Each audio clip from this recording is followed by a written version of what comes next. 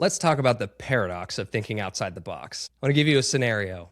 You are locked in a dungeon, and in this dungeon, there are two exits. Behind door number 1, there is a fire-breathing dragon that is going to burn you to a crisp the second you step into the hallway. Behind door number 2 is an extreme magnifying glass hallway. In this corridor, the second you step into the hallway, the sun's rays will be magnified to the point that they will burn you to a crisp. Now the question is, which door do you pick? Door number 1, fire-breathing dragon. Door number 2, magnifying glass burns you to a crisp. Now, a lot of people will try to get clever with this question. They'll try to trick the dragon into going into the other side, but there's actually a really simple answer.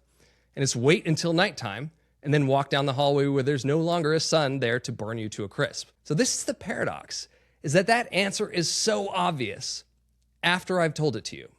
And this is how great ideas often are, is they're often obvious, but only once we see them. Most great innovations are obvious after they happen, but they're not obvious until then. So for more than 15 years, I've been writing about this concept of thinking differently and how do we as human beings think differently than the way that we think. And the first strategy I always teach is to back up and list the assumptions that you've been handed. So for example, you've been handed this problem of you're stuck in a dungeon, there's two doors, one has a dragon, one has the magnifying glass and the sun. Now, step back and list the assumptions that are implied or embedded in this problem. The first is you have to choose between these two options. Often life hands us options and we think those are the only options we have to choose.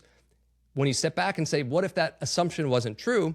Maybe more options open up. The second is you actually want to leave the dungeon. Well, that's actually an assumption that could be true, but is it true? Just listing that out allows you to ask the question of, is it true? And then the third is that you have to choose an option now.